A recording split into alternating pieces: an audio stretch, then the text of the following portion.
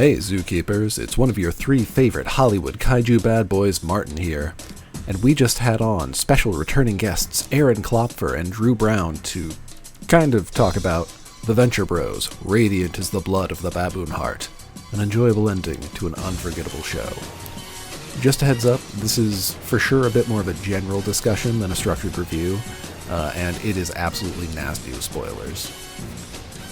Just a reminder, if you are enjoying Podzuki, please be sure to leave us a review on Apple Podcasts or throw us a follow on Spotify. And if you'd ever like to get in touch with us or have something you would like us to say on an episode, we'll read anything. So tweet at us. Not Twitter. It's not Twitter anymore. We got the Gmail. Hit me with that intro. Render unto Ghidra what is Ghidra's. 10 to 1 he sees you through a beaker and a tweezers. Read the fine print and be like, what's the big deal? Spun wheels of steel since broke wheel, big wheel. Back when it was greasy as curl, now it's easy dread. Had a rhyme on how they used to tease him about his peasy head. Yes, y'all, to the beat. Have a ball. Hey, Aaron, what's an example of an illegal phrase that you definitely wouldn't say on our podcast? I'm going to kill Joe Biden. I'm going to kill the president. What are you, freaking Father Time? Because just give that guy another year. He's old. Is that a bit you're doing? Yeah, my new comedy bit's like, you ever hear about this Father Time guy? Yeah, he's like the end of The Last Crusade in slow motion. He really is. Especially like how much it ages a person. Like those pictures of Obama when he started and then after he strike droned a wedding. I think it's always interesting to see those comparisons. I want to see how their wieners drone. Yeah. If their wieners change at all. I want to see if their wieners change. I think it makes their wieners bigger, and that's why people want to be president. Oh shit! I think they all got bigger hogs after it. How old do I have to be? Yeah, I hope we're not still teaching kids that you should want to be the president, because you shouldn't want to be the president. That was such a stupid thing. To be the president. I remember being a little kid, like, you could be the president if you want. And I was like, dude, go be a tradesman, join the union. I mean, even before Trump, I think everyone had that realization, like, you have to be a complete sociopath to want to be president. Mm-hmm. I mean, it's like only like maybe Jimmy Carter got it, and that was the only like halfway decent guy, and that was it. Yeah. I mean, welcome to Carting Around, the only Jimmy Carter podcast on the airways right now. I'm one of your Carter heads, Brandon Kirkman. I'm Garfield head, Luke Evans Slip. He hates Mondays and getting assassinated. Yeah.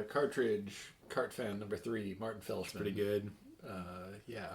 It'd be a platformer that's peanut themed. Big Carter fan.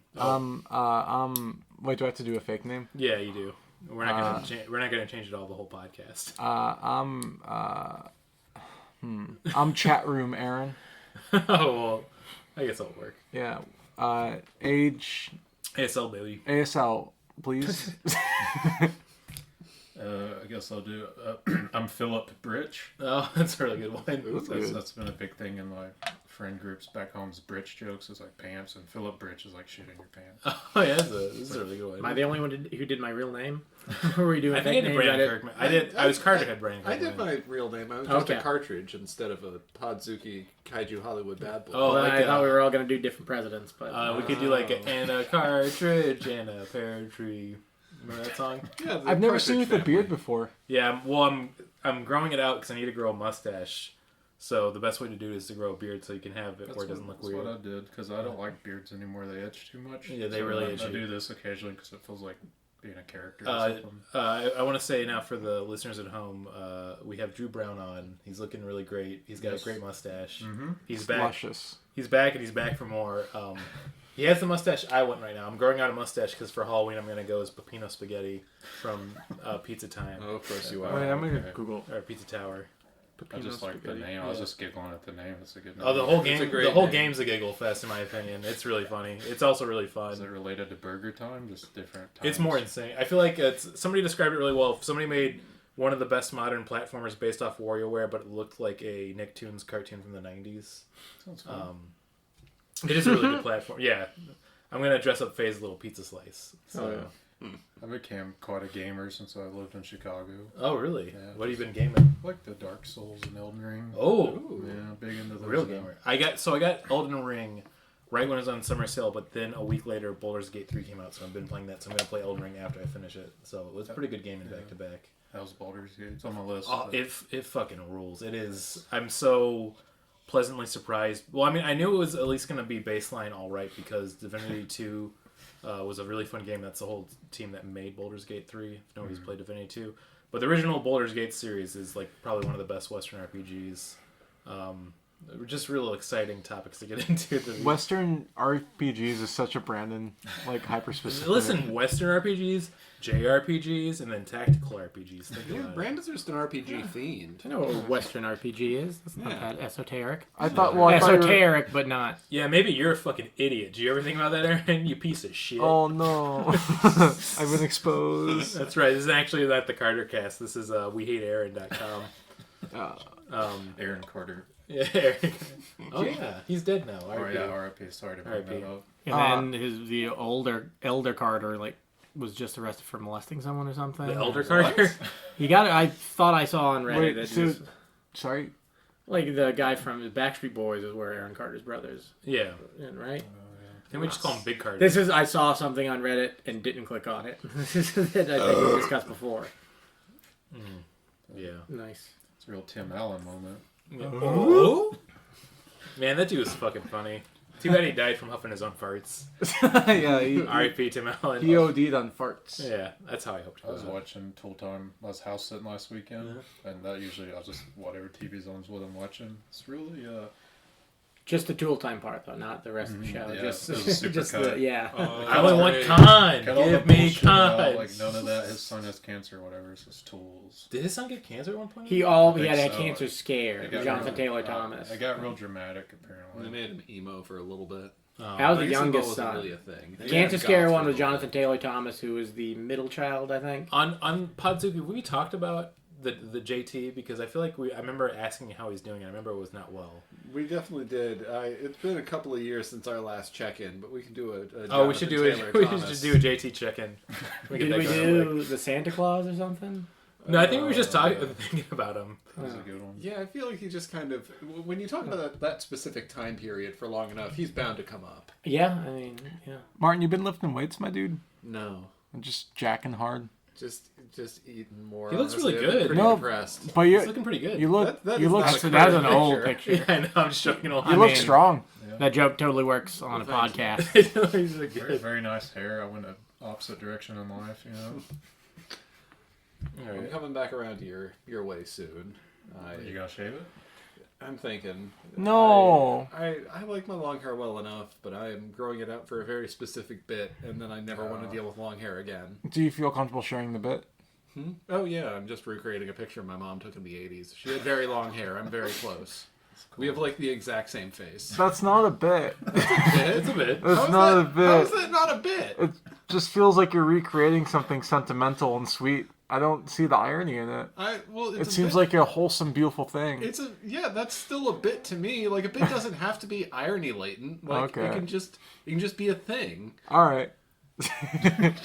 This episode of Yell Aaron is going really well. So a lot. Tonight we are talking about Radiant is the Blood of the Baboon Heart, the Venture Brothers movie, and I guess probably just Venture Brothers in general. Yeah. Why don't everybody go around the table? We'll talk about our experience with the Venture Brothers. I've been watching from the beginning.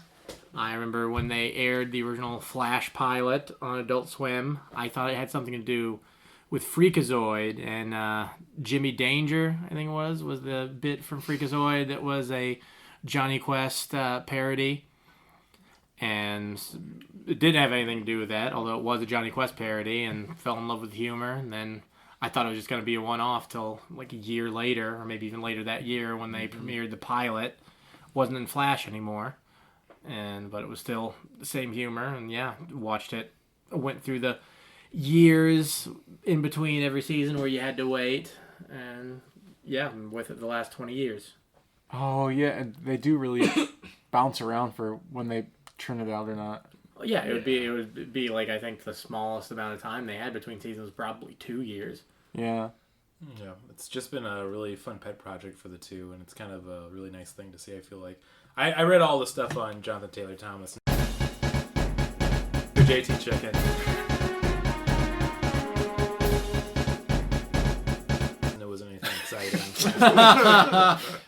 He's been on a few episodes of Last Man Standing just for his brief cameo, and he's just been directing, and he's a active member with the SAG-AFTRA, so good for him. Oh, perfect. I can't wait for recommendations. I can tell people to not watch Last Man Standing. Yeah, nice. I really love that it's been maybe like 6 years since I've done this, and it's just the format of like Luke's trying to talk about the movie, and then Brandon's just derailing it. Yeah. Like his life depended on it. He's not derailing. Like I was waiting with bated breath to hear about Jonathan Taylor Thomas. You're right. I'm sorry, I'm being a little stinker today. Yeah, we really fucking hate it. It really sucks. Here, so as far as we're all concerned, Eric can shut the fuck up.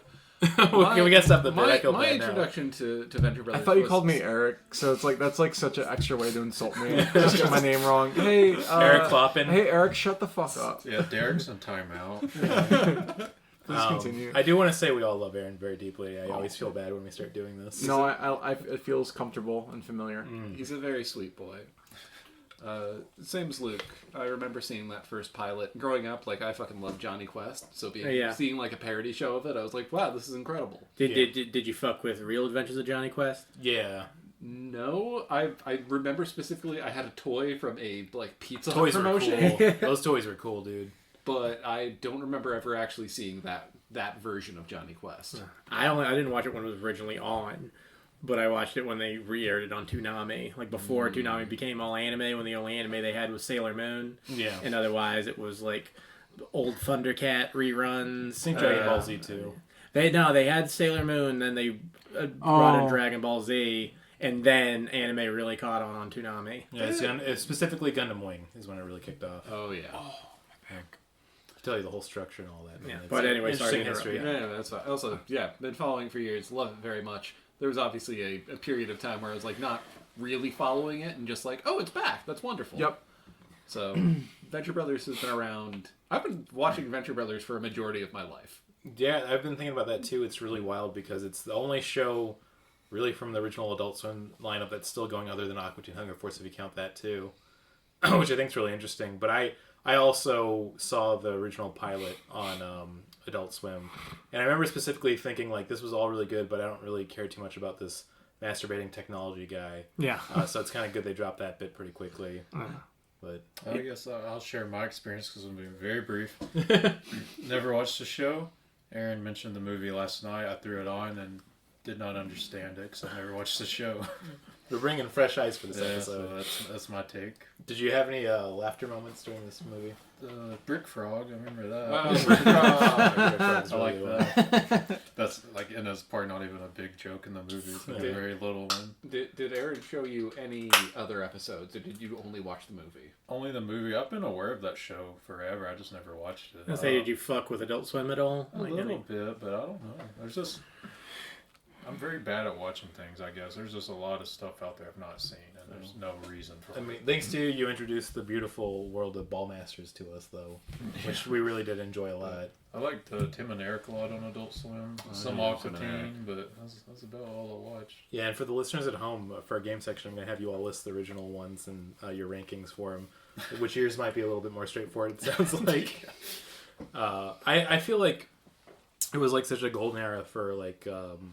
I hate saying the term adult animation, but that's the only thing I can say of like Adult Swim of like, because you had that going at the same time with like Aqua Teen, or the same time as Aqua Teen, but also Venture Brothers, and then Home Movies when they brought that back, Harvey Birdman, C-Lab 2021. Well, it's wild that like the rise of like Adult Swim is William Street, and kind of also the rise of Georgia is an entertainment capital.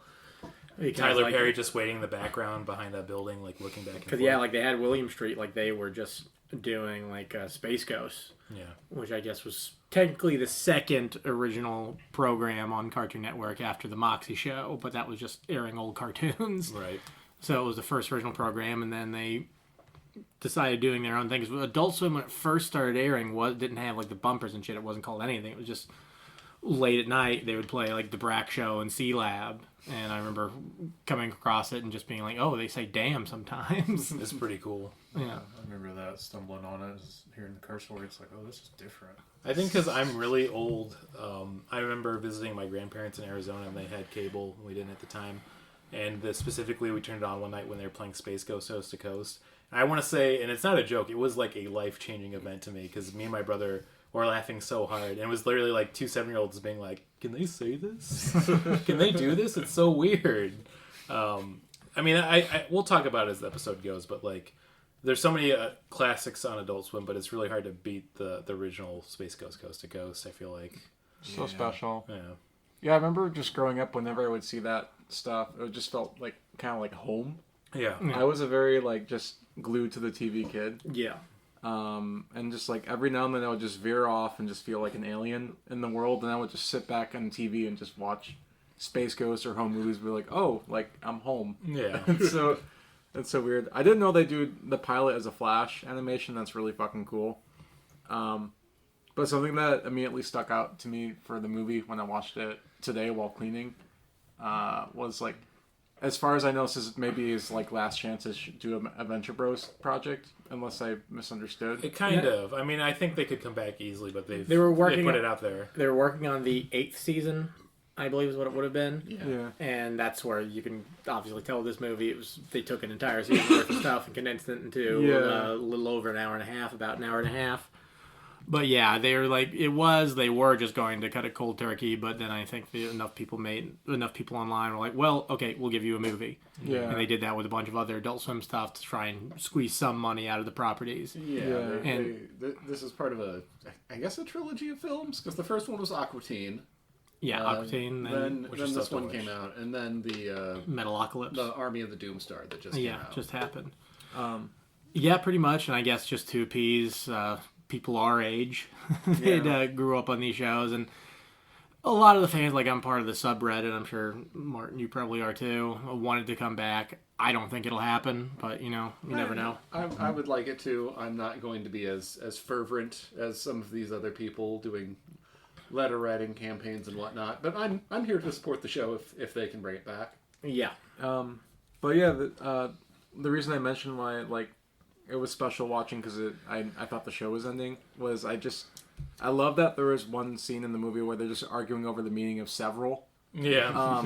It's really good. I just love that they're like, this is our last chance to possibly say something with this baby we made, and we're going to have a 2-minute scene about what several means. It's really good. There's some, I mean, I can't wait to get into talking more about the plot, because there's some really funny scenes. Overall, I really liked it a lot, not to give away it, but like, specifically the whole reference to Darkman, which I really enjoyed for the factory.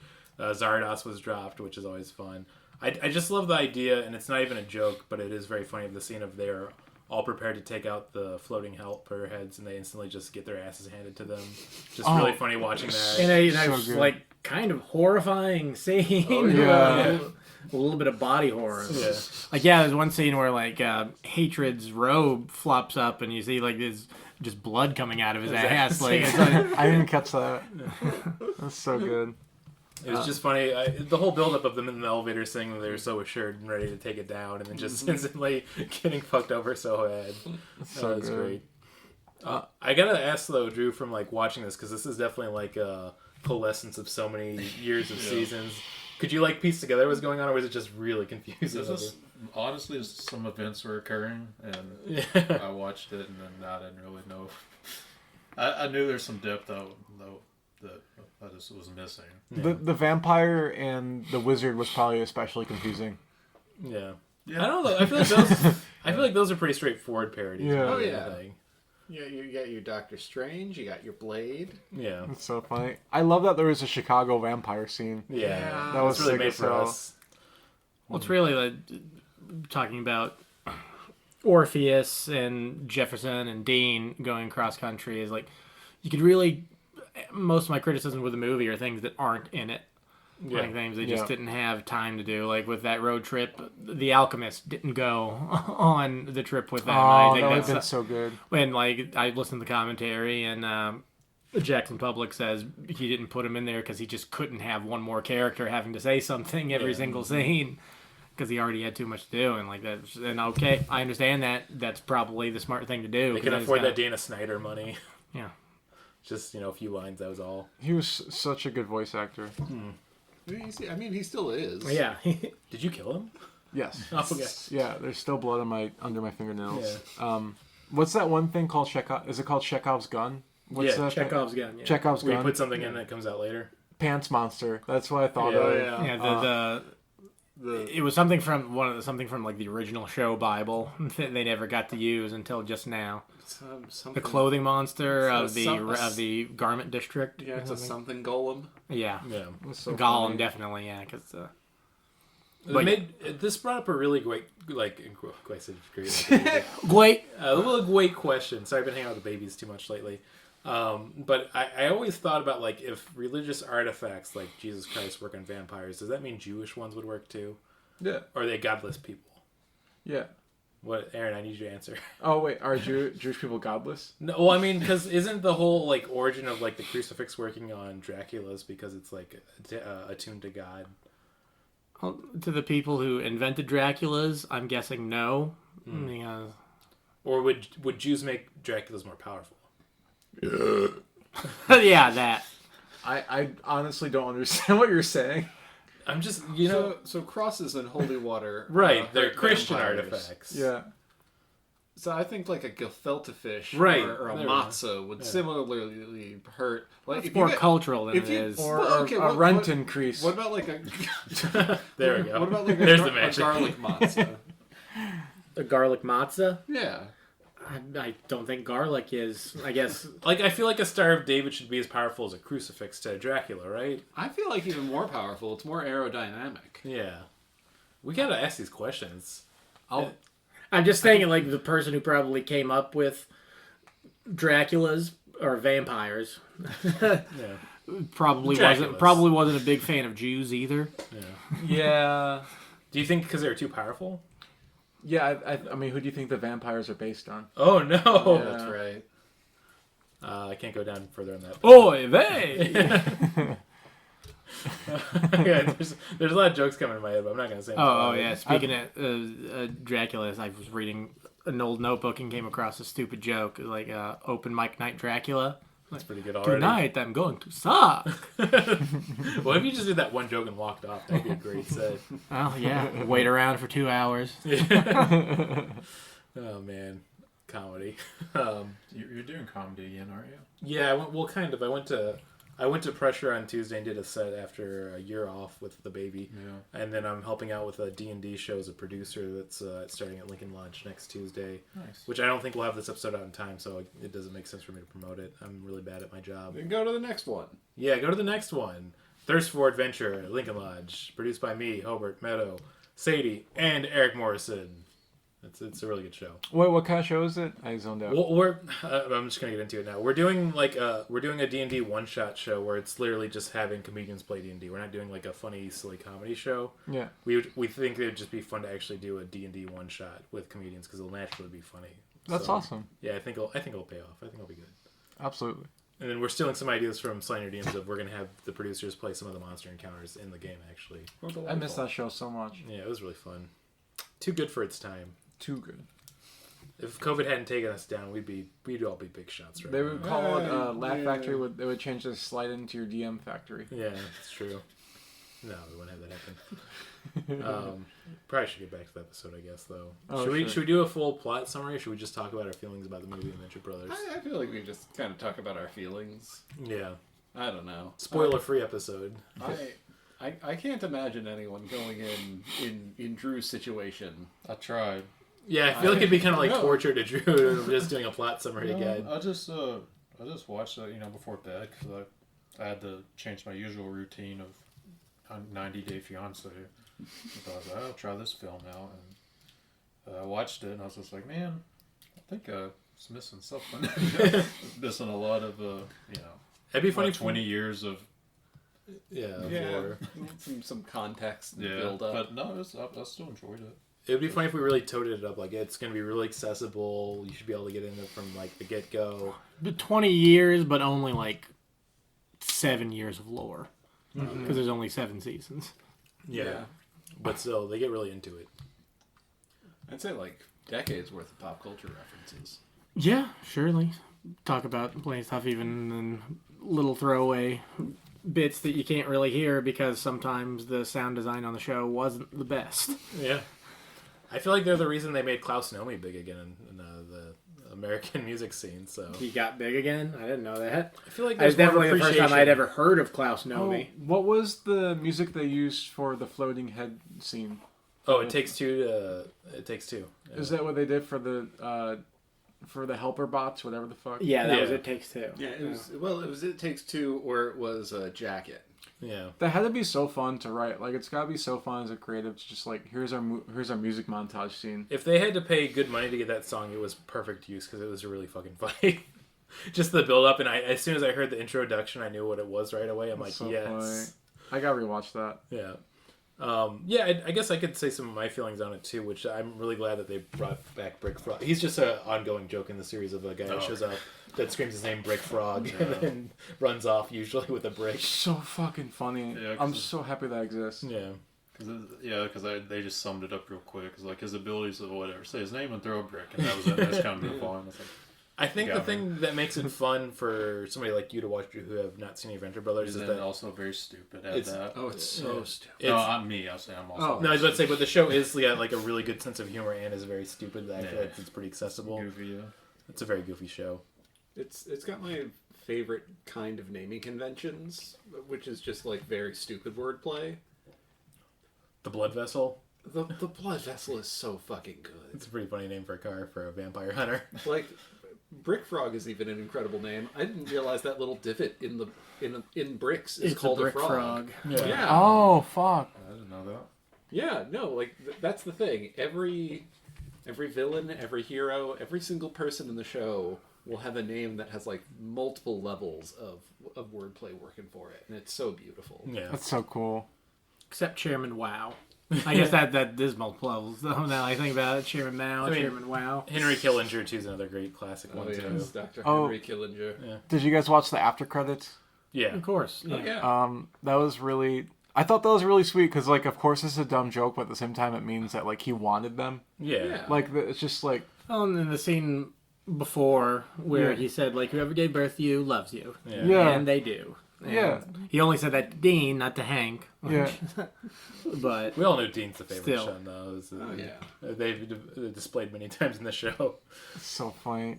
I do like the conclusions of like basically the trajectories of Hank and Dean too. I mean, I think it was more open-ended for the ending they did for it too, but I like that it's the wrap-up of Hank always having his imaginary friends and being like, yeah, you don't need these anymore. You're like in college. That's so funny. Which of his personas or friends are your favorite? Mine is the tracksuit guy. No, it's a Russian guy. Sure. Russian guy's pretty good. The Batman's so fucking funny. Well, it's an ongoing joke in the show too, especially that's the Bat. Yeah. Yeah, he would just fall into different characters. Yeah, Enrico Matassa. I guess Hank, the detective dude, was just Hank. Like, it's just Hank as a gumshoe. Well, at the end, or towards the end, when they were all beating up Dean, like, it was really funny. The detective noir dude was like, "I got something for you." Like, it was just so funny. That, like, they really. I don't think they really did Hank and Dean right, and like, I mean, Dean never really redeemed himself towards Hank. I don't think, and Dean's kind of a fucking asshole in this movie. Yeah, for better and for worse. Yeah, the whole where like he thinks he got bit by a vampire and he's turning into a vampire thing, like that doesn't really track. It's kind of there and you forget about it. And it's a funny throwaway joke though. At the end of they just say it's his necklace that hit him against the neck. Yeah, well, it's some of the like anticlimax like Venture Brothers would do all the time, but it's still just like, okay, you didn't need to do that. That's something you needed. They could have gotten rid of very easily, and maybe not. Because that part just made Dean seem super self-absorbed, and you never really get past that in this. And for the whole show, was he self-absorbed, or they just really heightened it? Not really. It really wasn't until in like season 4 when he kind of quote unquote grew up. And like started like dyeing his hair and talking more like a normal person. Mm-hmm. Yeah, they both started to kind of grow up more after season 3. Yeah, it was after character development started happening. Yeah, really, like they kind of started developing before that, but it really was, I think, with season 4. Whenever after Operation Prom. Okay, that would have been season 5 then, because Operation Prom was the last episode of season 4. No, I'm pretty sure it's the last episode of season 3. Something really? I think we should describe to Drew is who's the new bodyguard they have, the doctor or not the pedophile. Sergeant Hatred. So that guy Sergeant Hatred, he has to take medicine so he doesn't have pedophile thoughts. Nomolestol. Yeah. So is that what's called? Yeah. Well, yeah, but that only comes as a side effect of the super soldier serum that the OSI made him take in the 80s. So a side effect of it is he's a pedophile? Yes. Yeah. And then so he has to take a medication to not be a pedophile. Yes. Yeah. But he has to take it every day. Yes. They never say he has to take it every day, but He usually does. And it's also just I know that the two series writers Jackson and Doc Hammer don't like the pedophile jokes. They kind of grew out of it. Yeah, and we already got this character here, and because they originally, before Sergeant Hatred was anything more than an idea of a character, and Hank mentioned he's the one who touched them inappropriately, so then when they bring him in, they have to make him a pedophile because they said it. Which is something I always liked about the show. If they said something, they remembered it. Yeah, even the dumbest little side mention will be brought up again as a character like 5 seasons down the line. I think we had this discussion before, but I think the reason that the Venture Brothers still feels better than anything going on in the MCU or ever will is that like the sardonic humor of the MCU where everything's like, oh, can you believe this is happening right now? Like the writers aren't taking their world seriously. I think it's the opposite with the Venture Brothers and Doc Hammer and the whole team is like they take it seriously, but they make the characters written to be funny in the world they live in and, actually living in those characters. Yeah. And I think that's one thing I've always really admired. And it's like you said, if they had a throwaway joke with a character, they make it actually a part of the world and write into it instead of like, we're going to make a stupid throwaway joke for fucking Ant-Man 3 or whatever, Yeah. I also like that they do make fun of the MCU in this movie, too. Oh, yeah. Specifically at, what's the shitty X-Men throw off? I forgot. Nobody likes them that much for we can't remember their name right now. What, X-Force? No, what are they called? Inhumans. Oh, yeah. I have to know about mutants on the moon. Yeah, it's a really good joke. And you got a little bit of Dr. Z and Red Mantle and Dragoon. Red Mantle and Dragoon are responsible for I think my favorite joke from the entire series. And Drew, I know you won't be familiar with this. It's what it is. Well, it's the episode when they're first combined. Yeah, it's the very end of the episode. Yeah, the last line. As soon as stuff is done. Oh God, you gotta explain it. Yeah, I know. I'm so sorry. These two characters have both been knocked out by another character named Phantom Limb, who ended up grafting one's head onto the other's body. Mm-hmm. So that's why they walk around like the two-headed man. At the end of the episode. They pick up a device and they're like, I guess 2 heads are better than 1. It's like, well, what does that mean? Well, I just got tired of waiting. Yeah. I've been waiting to say what does that have to do with anything? Yeah, it's a really good joke. It's so good. Yeah, I mean, they're just, I think the reason the series has done so well over the 20 years it's been around is they're good writers that take the world seriously, but also the characters are still funny inherently, too. But, I mean, with, like, some well-written drama into it, it's, I feel like it is funny to watch how the MCU has been started around the same time as this, too. And it's become an abomination where the Venture Brothers still feels kind of good and fresh with it closing out like this, too. That's really good. Oh, it kind of worked in the same way the MCU originally did because all the characters grow organically. Yeah. Like I was talking to someone the other day, that first Iron Man movie, they basically wrote it as they were making it. Like, rewrote the script to get a feel for what the universe was going to be, and it was organic. Like friggin' Robert Downey Jr. saying, I am Iron Man at the end, that set the tone for the entire universe, and that was, he came up with it. Yeah. And they would just let the characters kind of figure themselves out. Because it wasn't really till and you were right early, it would have been season 5. Operation Problem was the end of season 4. But not until around like season 3 when the characters really started to show some change. You started getting episodes about Billy and White and their backstory. Oh yeah. And we're just okay. Now suddenly I care about these characters. Yeah. Yeah, it's a good show. I feel like if you've enjoyed the movie, Drew, if you go back and watch the series, it'll be a real pleasant walkthrough. I feel like. I should just watch it totally in reverse.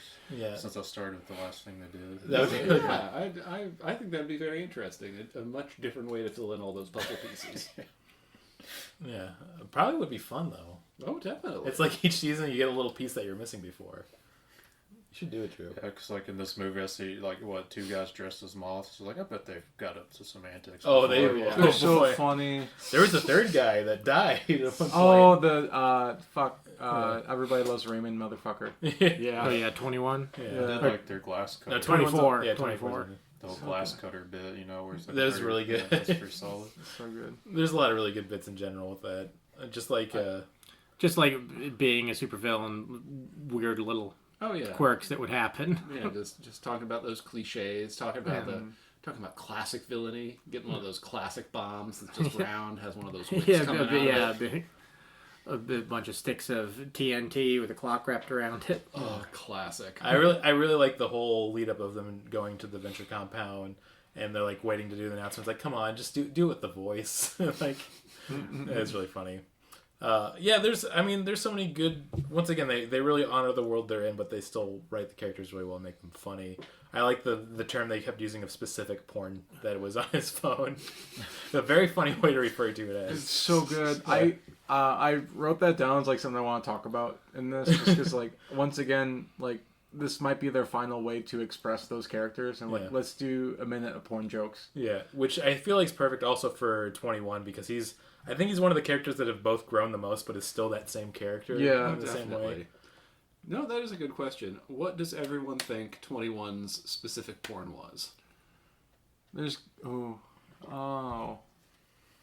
because I know a couple of seasons ago it would have been edited shots of Mrs. the Monarch. Yeah. I feel like he's over that and he's on to something fresh. Maybe foot stuff.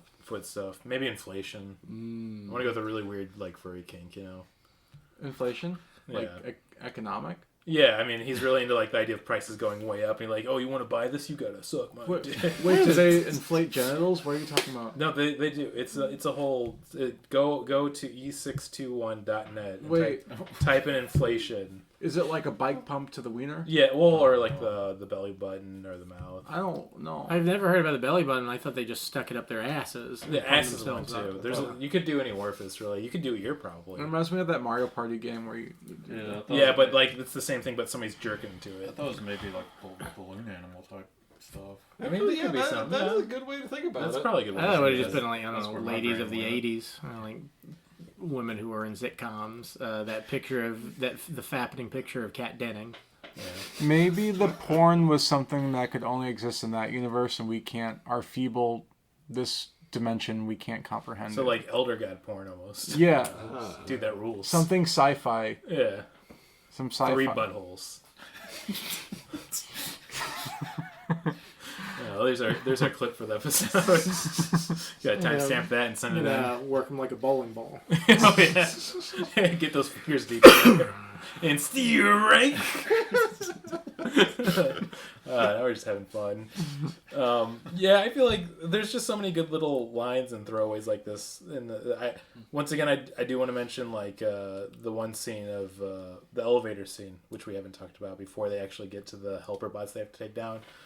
Just a really funny cutaway of him talking like, we could be brothers. My dad was a kind of womanizer, and he got around. He knew your mom, and it's just the look of him looking over, and then it's opening them just fist fighting each other. It's just a really good cutaway joke. Like they're solid writers. Another reference to throat meat. From Earlier with Arch, because we haven't really talked about Arch even since we're not.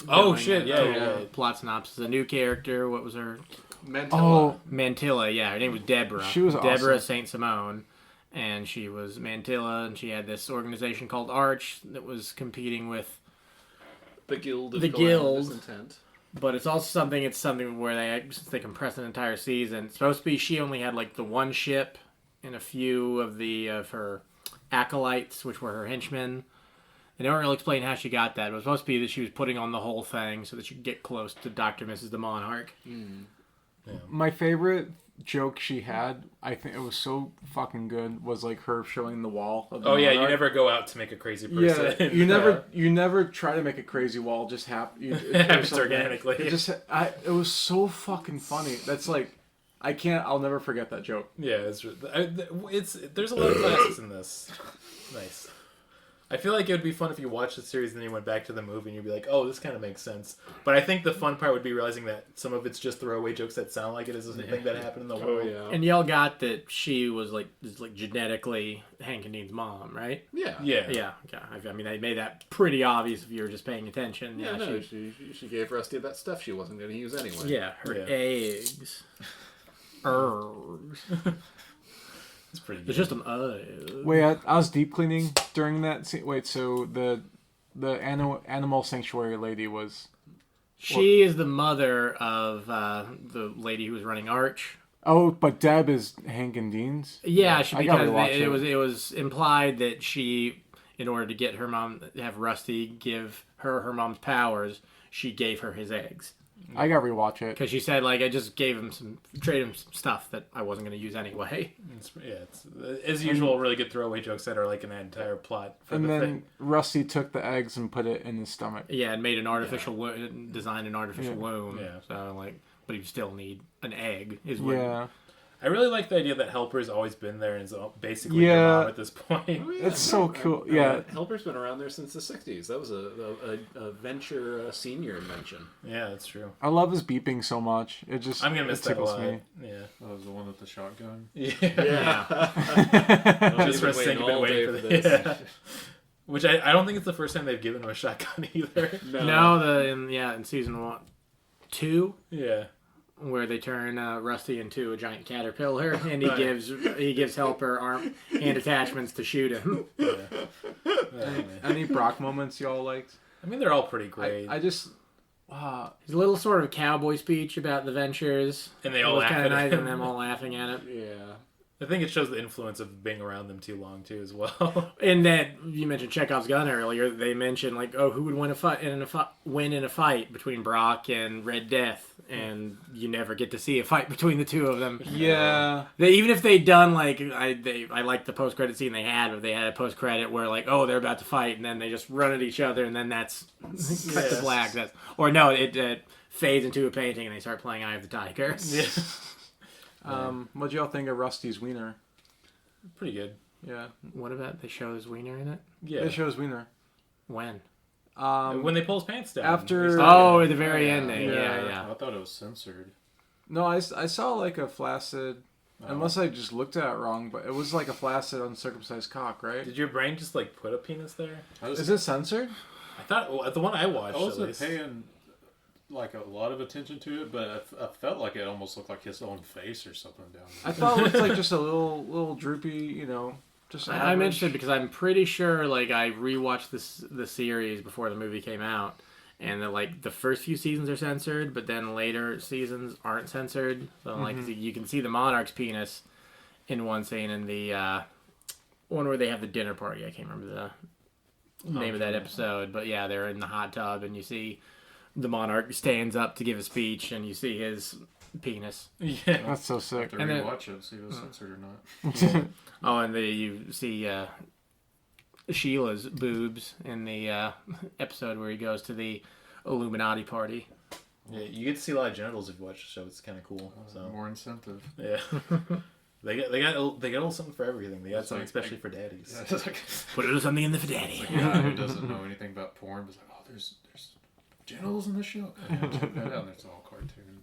Yeah, when you have to watch, you used to have to watch like a movie on HBO. Yeah, I remember stumbling on that old cartoon Heavy Metal as a young boy. Oh, Heavy Metal. I'll watch the rest of That's made like the perfect movie for a 13-year-old is Heavy Metal for sure. I've only ever seen it on TV, so there are bare boobs in that movie. Like, yeah. Buddy. I remember getting the HBO preview weekend, and I had a friend staying over, and that movie Species came on, where it's basically just a bunch of boobs. It's about a alien that infects.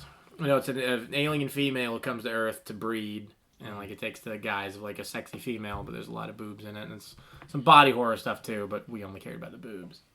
Yeah, the body horror is just like a benefit of it all, Yeah, a little plus with everything. Yeah, it wasn't even the first Species. It was Species 2. Yeah. Just look up, if you're a 13-year-old boy, look up Species. A 13-year-old boy with poor internet access, or a... I'm just imagining just one 13-year-old boy listener. Finally been waiting for some advice. Go to trade school too. That's another thing I'll say. Yeah, go to trade school.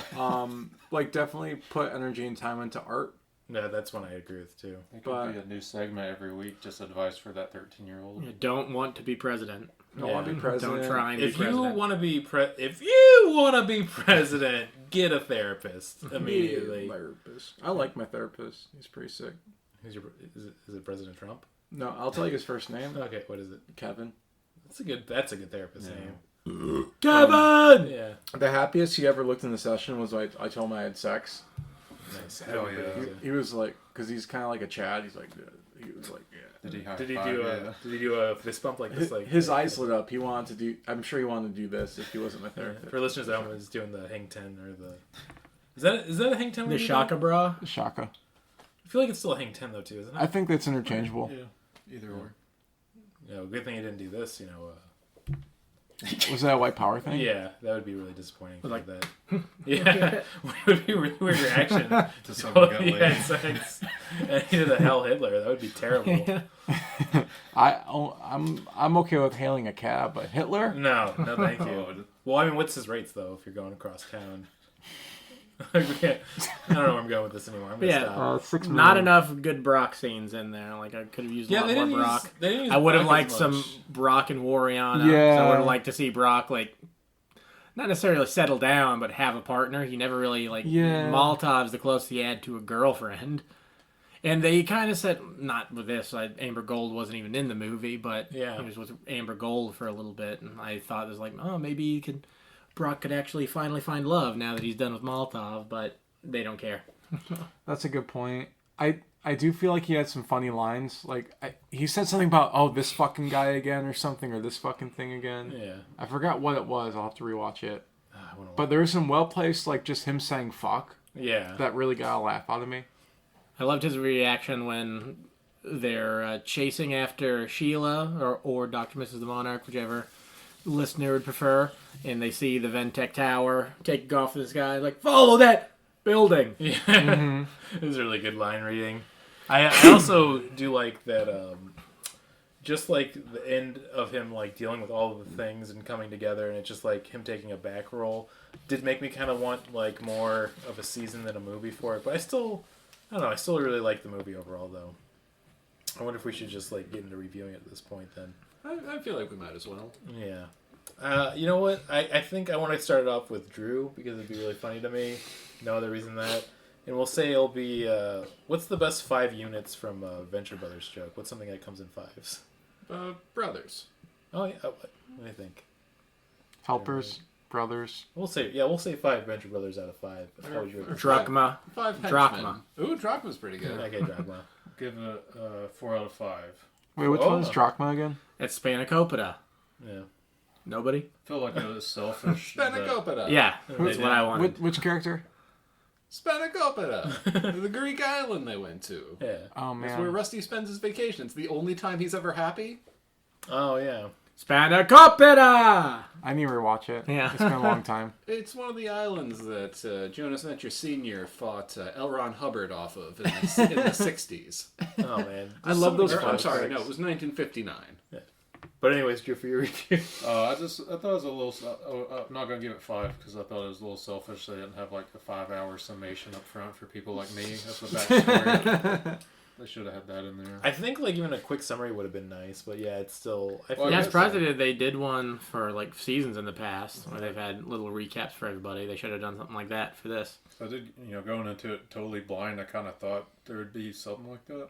Nah, you were thrown to the wolves right away. Yeah. So, all good. It's still fun to watch. Oh, did you give Rebirth of Mothra a 5 out of 5? I think. Probably. I'm pretty generous. Yeah. Stuff. I remember you just being impressed with like the general puppetry and the special effects of that movie, which is That is something because like people who watch a lot of movies and stuff are usually really critical, and like since I never watch anything, I'm pretty wowed by simple things. Cause I just don't watch movies. I mean, movie magic. I feel that way still too. Yeah, I mean that moth looked real. Yeah, they did a really good puppetry with that movie. You know what? Everybody go back watch Rebirth of Mothra again. There's an evil version of the Peanut Twins, and okay, I don't want to get into it. I'll go and review next. I'll say I'll go with Venture Brothers too. I'd give it a 4 out of 5 Venture Brothers. I would have gone higher too, but it's like I was saying, I feel like it made me want to have at least a full season and everything. But the movie was still really enjoyable. I had a great time watching it. I was even gonna finish it up over like 2 sessions, but I started watching it late on Tuesday night. I ended up staying later than I should because I'm like, I can't turn it off. This is just such an entertaining ride to the end of what might be the last Venture Brothers outing. I mean, also like the technical aspects. The animation still looks great. I love always the style and the choices they have, even for like the action. It's really well done physical jokes too, which I think helps a lot with a lot of the stuff. It's a feast for the eyes. And you know what? I'd say grab a bucket of popcorn. Movies are back. Watch the Venture Brothers. I mean, this came out the same day as Barbie and Oppenheimer, and I think we know which one was more successful. Right. Pikmin 3. Who's what's the other organization that Brock's with? OSI. The OSI? The Office of Secret Intelligence. And it's like a Hunter... Hunter Gatherers. Hunter S. Thompson. Hunter Gatherers is the name. Hunter Gatherers? But it's a joke on Hunter S. Thompson. Yeah, it's a Hunter S. Thompson parody. I give the movie 5 out of 5 trans Hunter Gatherers.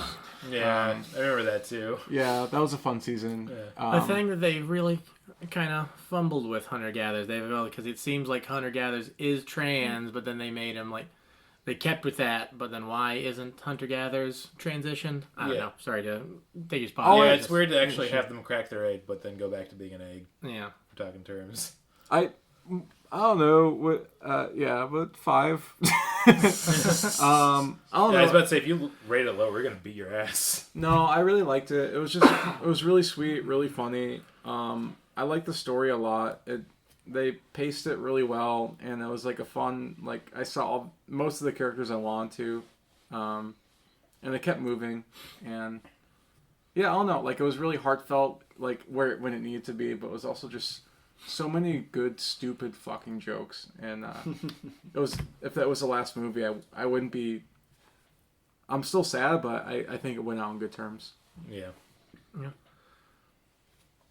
Well, I'll give it 4 out of 5 scamps. Scamp? Yeah.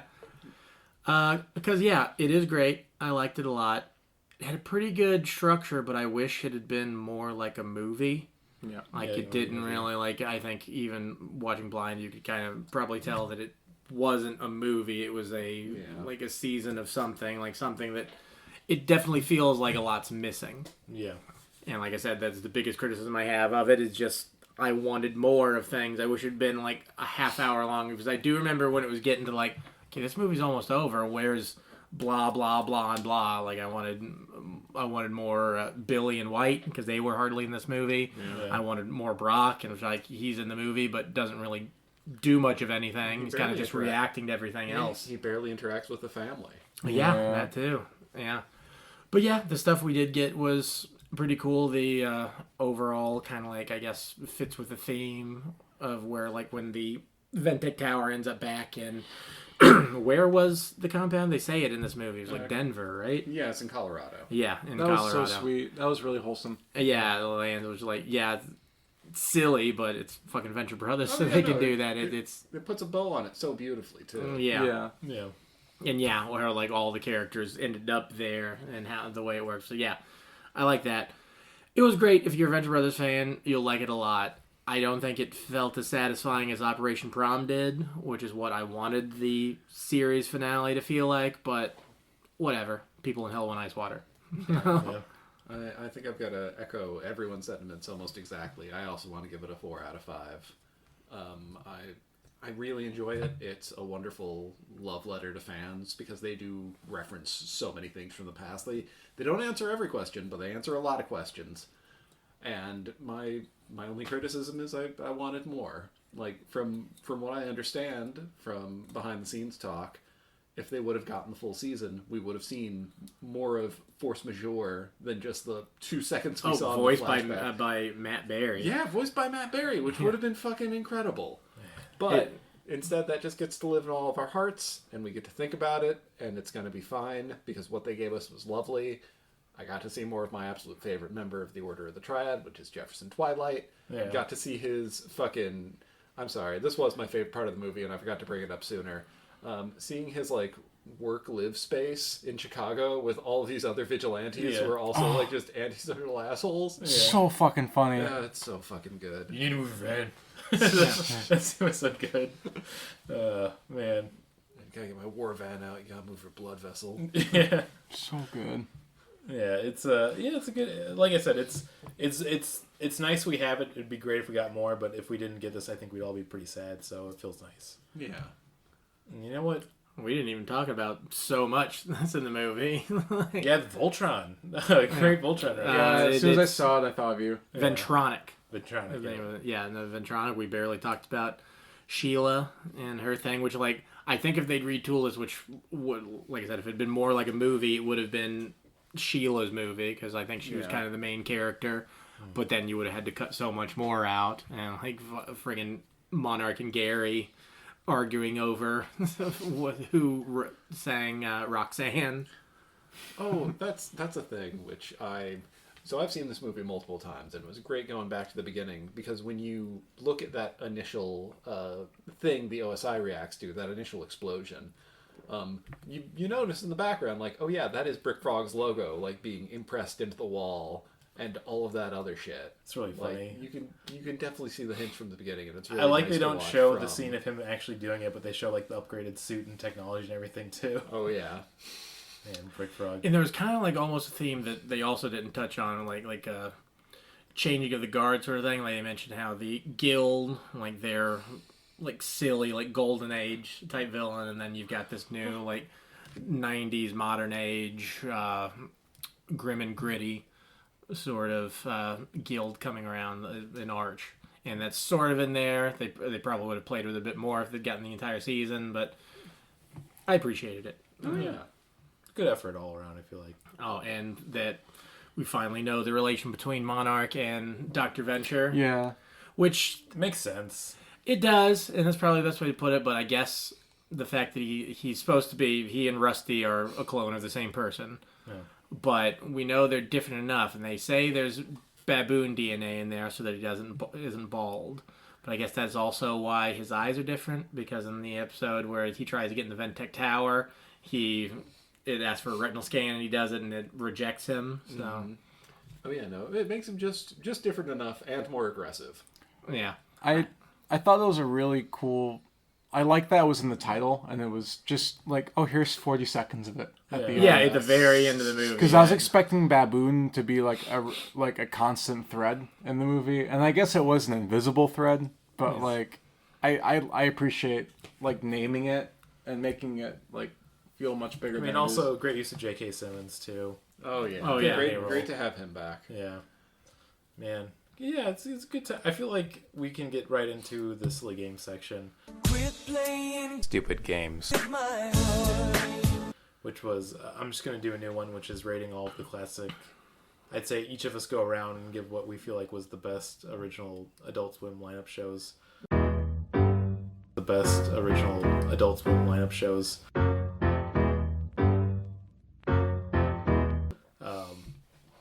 I want you to pick your top three. I'm going to give you all from this list. Well, like I said, this might be easier for you, Drew. Yeah. You already let us down immensely. Yes, I know. We're really disappointed in you. I'm probably just going to go home after this. Back to Arkansas. Oh, damn. I can't even see Ween. Damn. No, not worth it. Too embarrassed. I'll give the list here, which is, I wrote down, I feel like what qualifies as all the animated original shows, because I'm not going to do like Tim and Eric. Though Time Goes and Eric could count, but I'm not going to do that either. But I feel like we have Aqua Teen, Harvey Birdman, Home Movies, Metalocalypse, C-Lab 2021, the Brack Show, the Brack Show, Venture Brothers, of course, and then Space Ghost Coast to Coast. Whoa. You're not going to list Minora Team? You're not going to list Lucy, Daughter of the Devil? As far as like calling those original, like I wouldn't even put Metalocalypse on there, because Adult Swim have been around for quite a few years before Metalocalypse. Just fucking cross off Metalocalypse, okay? But I mean, just put it really anything. I don't think any of us really. Does it have to be something from the original Adult Swim lineup, or can it just be a show that Adult Swim originally produced? Because you want to say more oral. Yeah, of course I fucking do. You could put more oral on there. I'll do it. I gotta rewatch it. It's very good. I highly recommend it to everybody. I like that show. That's why I actually watched that one. Yeah. Hell yeah. Thank you, Drew. I feel like it's still I feel like it's it's of that era. Because like Metalocalypse definitely was later. Home Movies technically was like a few years after Adult Swim had been running, and they picked it up to re-air it and make their own seasons. But I feel like my top three would easily be, of course, Venture Brothers, Harvey Birdman, and then Home Movies for sure. Which I think is kind of fun because they all kind of encompass wildly different shows with different tones. I always want to put Aqua Teen Hunger Force in there because it's always been there for me, but like that's an inaccessible show. I feel like yeah, I can't show that to other people. I think you had to watch it at that specific time and enjoy it. I do appreciate Carl the older I get. Yeah, I see myself in Carl more as I age. He really is the funniest character in the show. Yeah, 1,000,000%. Yeah, if you can't remember 9/11, you probably don't like Aqua Teen. Now that's a T-shirt. T-shirt. I'd also put Space Ghost Coast to Coast as like top tier, but I'd almost would count it outside of the realm of those things. Yeah, because I'm sure they aired it on Adult Swim at some point, but it wasn't an Adult Swim show. No, yeah. I'm gonna take that off too. Yeah. Space Ghost. Piece of shit. Yeah, I mean, I love Space Ghost early. I guess C-Lab, Home Movies, and fuck, I don't know, like Venture Brothers and like Harvey Birdman's kind of tied for me.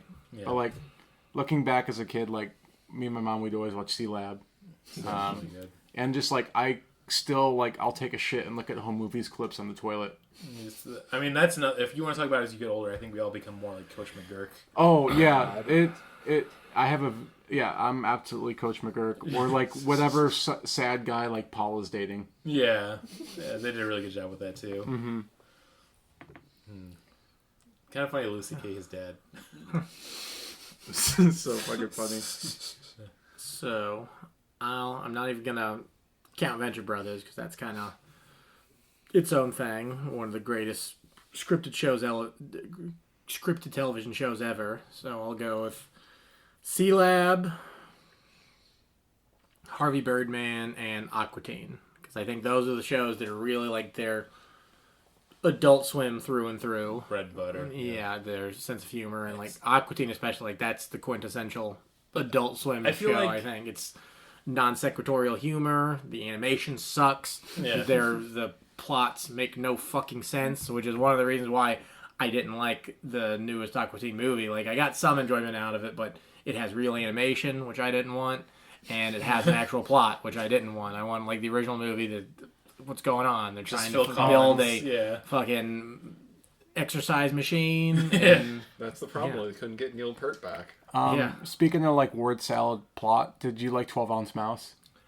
I never really got into 12-Ounce Mouse. I think I don't know what it was. As a 10-year-old, it was like so fucking sick. It's such a transcendent miniseries. Mm-hmm. Although I guess it's a longer series now. Which, I didn't realize at the time that it was a episodic, not episodic, the opposite. It was like serialized. It was like one long story. I think it's something I would appreciate more now as an adult than I would have back then because it is a little slow burn on things. Yeah. I think, talking all the shows, I think at the height of comedy, the funniest show of all the lineups definitely was C-Lab 2021. Because I think about so many specific jokes from that still. Bebop Cola. Bebop Cola. Yeah. We'll be just hitting him in the face with it. Yeah. That is exact change, jerk face. Yeah. Bizarro, I love you. Oh, yeah. Sometimes, just in my head, it would be like, Bizarro, I love you. Bizarro, I love you. Ice Cube shooting out his mouth. The mustache stays on. Just so many great lines from that show. I'll be an Adrian Barbobot. And yeah, that's something that Queen Doppel. I think Henry Kaz was the name of the dude who played Captain Murphy. Yeah. And like when he died, and then they brought in I think it was the dude's actual son to play that character. But I'm sure the guy probably was funny enough on his own, but just you can't replace the character of Captain Murphy. No, it's really hard to. Can't. How do you like me now, chin strap? Oh man, so many great episodes. All right, I gotta give it to Moral Oral. I gotta give it to the Venture Brothers. I gotta give it to Harvey Birdman, Attorney at Law. Harvey Birdman's another one where I tied almost for C-Lab 2021 for being just so fucking funny all the time. And also, I want to give it an honorary reward of Harvey Birdman having the funniest tie-in video game because it is just a parody of Phoenix Wright. Yeah, that is perfect. I feel like for everything about it.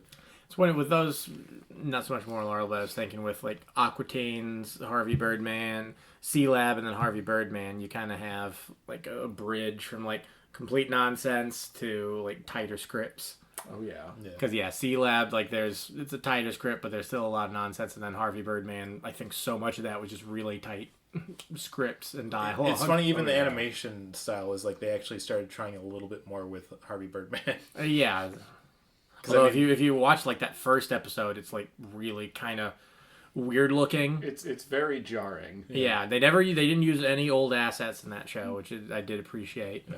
But yeah, it's very orange. The colors are kind of off. Everything, like any kind of pilot of a show, like if you're like, why does this look different from the rest of the series? Like, well, they probably made it before all the rest of them. Oh yeah, no, they made that thing in like 1998. Yeah. Oh wow. Something I regularly think of was just as a kid, just saying, "You get that thing I sent you." You know, that line lives in my head. The one is just the one word Snackerdoodle. And also this, you should be dumpster diving for ham scraps, you 6-piece chicken McNobuddies. There's a lot of great ones, man. Yeah, I'll watch some of these shows and get back to you tomorrow. Okay. My ranking. I don't know, are those things still on HBO or Max? Oh now? god, I know Harvey Birdman is. They're taking a lot off, right? Yeah, they've been taking a lot of stuff off. Oh god, we fucking forgot to talk about everyone's favorite show, Rick and Morty. Wubba dub dub. Well, that's really kind of like when I guess old Adult Swim had probably been kind of dead for a little while, but I think that revitalized. But it's also that's kind of a show as far as like popularity on the caliber of like a Simpsons or something. It's not as good as the Simpsons, but it's got that kind of broader appeal. Yeah. Whereas like Aqua Teens and Harvey Birdman and C-Lab and Moral Orel were always more of a niche. They're like your family dog, if you will. Yeah. That's for the real fans out there of adult animation from the 90s. Man. I felt like I cut you off earlier. Were you gonna say something? Yeah, I'm too pissed to remember now. I'm so goddamn hungry. No, I don't. I probably had some stupid thought that didn't need to go anywhere to begin with. You don't even do you have enough experience with Adult Swim to... Of these shows, I did watch Aqua Teen. It took me probably till about 2007 to like it. Like, so I remember just seeing it as a young boy, and I didn't get it, you know. Yeah, and then like I came back to it later, which I probably should do with a lot of these shows. It's just like imagine a young Drew watching, being like, "Quit being weird," just yelling at your television. It's just These guys are supposed to be detectives. What's happening? yeah. I don't know. I couldn't follow it, you know. Yeah. There's a lot going on. I was with it right away. But Like just the silly voices. Yeah, I did like Moral Orel a lot, but I need to rewatch some of these stuff because people, you know, always talk about C-Lab and just loves, you know, that stuff. C-Lab is such an infinitely quotable show. Although, God, of the 3 shows that I know that duo worked on together, of C-Lab, Archer, and Frisky Dingo, I think Frisky Dingo may be my favorite of the 3. I've never seen it. It's I think you'd really so like it. fucking funny and stupid. You'd love it, and it's gonna force you to buy a Scion TC. I'm gonna write that down on my phone now. It's just Scion TC. Yeah, Scion TC. TC.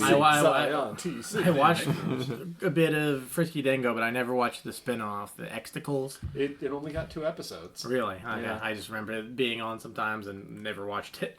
And I think probably because like the Xander Cage or whatever his name was in Frisky Dingo, he's probably my least favorite character in it. Oh, Xander's not even featured in the Xticle spinoff. It's all Ian Michael Black. Oh, I do like Michael Ian Black? Yeah, that's it. Yeah. It took me a minute because like all the words are there. They're just in the wrong order. Equal Man Black. Yeah. Great. I feel like that wraps it up. We can get into the good old recommendation and plugs.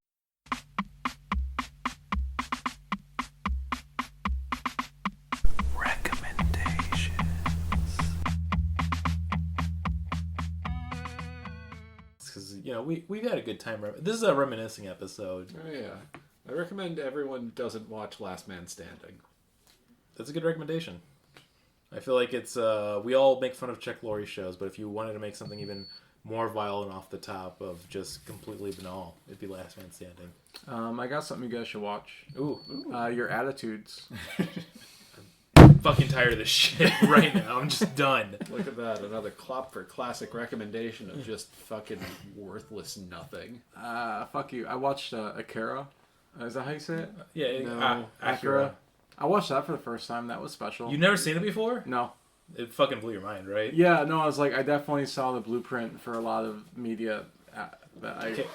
I have to ask, did you watch the movie because of that meme video going around of them going Akira with the sound effects and it's pictures of cats instead of Akira? That definitely contributed. Okay, because that one made me laugh really hard. I think just seeing the bike slide over and over again and seeing the ding noise memes, I think that definitely made me more... How do we feel about the bike slide homage? Does it feel overdone now at this point? It feels a little overdone, but it's like, it's a reference to a cool thing. I'm not going to expect people to stop referencing Yeah, a cool I mean, thing. it is kind of like a cool thing to do. If I was an animator that was good at it, it would be fun to do. Also, Aaron, did you simultaneously then watch the first episode of The Simpsons? Because those came out the same year. Really? Yeah. But and both are Akira and the a first episode metaphor. of The Simpsons. And they are both a metaphor for something. Capitalism. Oh, well, Homer works in nuclear energy, so that is another weird connection with those two. Yes, I don't know. This is actually established, I think, in a later season, but Springfield is a suburb of Neo-Tokyo. Yeah, it does make sense. So, If you really like this is a recommendation for your recommendation. You should go and read the manga. I'll do that. Oh, before I forget, have you guys seen Zombie 100 yet? No, I need to watch it. I've heard good things from many people. Y'all would fucking love it. It's on Netflix right now. How many But zombies are... I'll check out the manga. How many zombies are in it? 100. Exactly? Yeah. Man, that's pretty cool. Do they have to cancel the show if they lose any of the zombies? Yeah. That's a bummer. A lot of people will lose their jobs. Yeah. I mean, in this industry, you wouldn't want that to happen. The reason I recommend the manga, the guy who directed Akira also did the manga before, and it goes on, I think, for 6 or 7 volumes. It's a lot longer than the movie, but it goes in a He was completely still different doing direction. the manga when they made the movie. Yes, Oh, yeah, it that's was. true. Wow. The movie is a truncated version of most of the first volume and the very end of the 6th volume. So you miss a lot that's happening in between. You don't even get the lunch lady.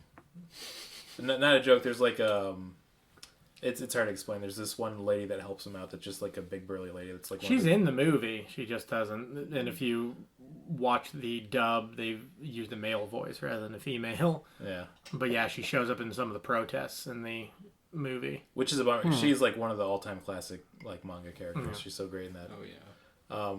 I guess you know what? If we're doing recommendations and being complete weebs, this is one I would never expected to recommend, but they somehow the fucking Mad Men did it. They pulled it off. They made a good live-action anime adaptation. The One Piece live-action show is good. That's awesome. I'm afraid to say this. I'm brave enough to say it. No, I mean, I haven't finished the show, so I could be wrong in my recommendation. But at the same time, I've seen enough people online and friends that I respect saying that it was good overall. But it's they put a lot of time and effort into it. The writing treats all of the stuff pretty well and fleshed out, but still keeping a lot of the goofiness of the manga and anime. Ishiro Oda oversaw a lot of it as well, which is kind of cool. But I think my favorite fact, I've told Martin this too many times now, but Sonny Chiba, one of my favorite Japanese actors, his son plays Zoro in the series, which is kind of fun.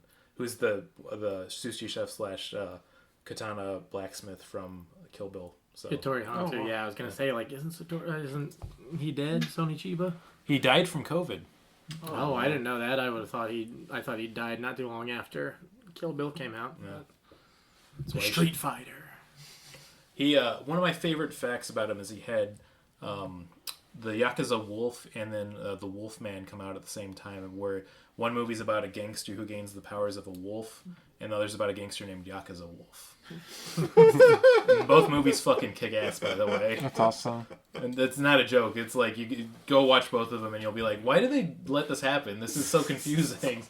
Why didn't they just combine them into one movie? They should have. Yeah. Yeah. You got any recommendations or plugs?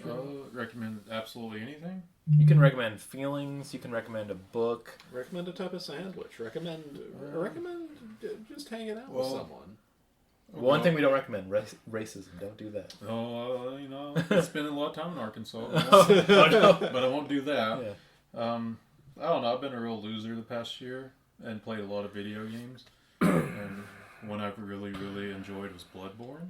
Ooh. You ever heard of this? Bloodborne. It's such a cool aesthetic for that game. Yeah. I fucking love Bloodborne. I got so into that for a while, so I heavily recommend that if you like cosmic horror and gothic era architecture. I like, because the approach to the game is like, what if we made everything like Victorian era with elder gods, but everything's wet. Everything's just wet all the time. Everything's so fucking and you wet. get to parry with a gun, which is really fun. Yeah. And they made it really pretty forgiving, so even if you're bad at parries, you'll probably land one. So that feels good. It's there are entire video essays dedicated to how good the game design is in Bloodborne for a reason. Yeah. So that's probably because I was deep into that for months. Like all I thought about. Like I'd wake up like, oh, what if I went down this path? And it really got a hold of me, so I'd recommend that. Yeah, I think Baldur's Gate 3 might take a really big grasp on you if you get into it. It's going to have I imagine it's going to be a bit of a learning curve just because it seems so dense. But yeah. I'm going to give it a shot. My brother-in-law's already playing it. He's big into D&D. I think the reason it's so fun is they actually do adhere to like D&D rules for, like if you play tabletop 5th edition. Like you literally have to do like long rests to get your spells back in the game. You have to do a lot of like checks for like persuasion and talking and stuff like that as you're dealing with characters. It's so good, and you get to see almost every character's genitals if you play it right. So I'll definitely check that out for the genitals, and I'm hearing nothing but praise for it. Yeah. I mean, yeah, Bloodborne fucking rules. Yeah. I recommend Psychonauts 2. I pre-ordered a physical copy like a year ago, and I finally got it. So limited runs. Yeah. Run, well, I am 8-bit or whatever. One of those fucking companies. I'm enjoying it though. Great game. It's like if Tim Burton didn't fall off in the late 90s. That's a good way of putting it. Also, limited runs. That's when I get a Taco Bell late night. You know what I'm talking about? Great. Hey, everybody. I recommend you.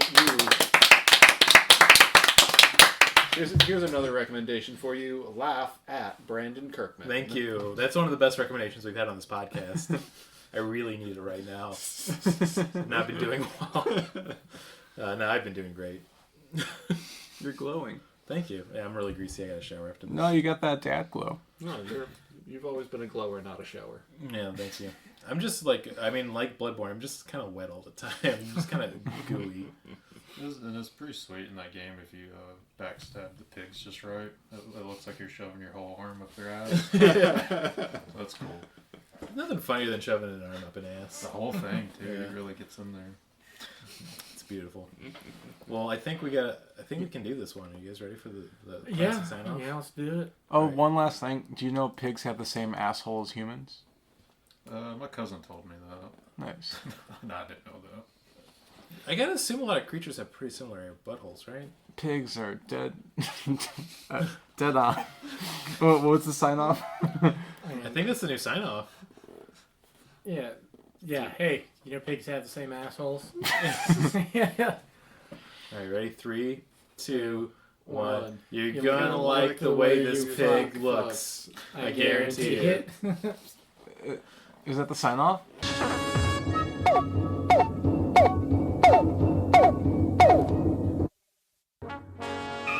We regret that you have not yet complied with our order. This show has been brought to you by Machine Culture.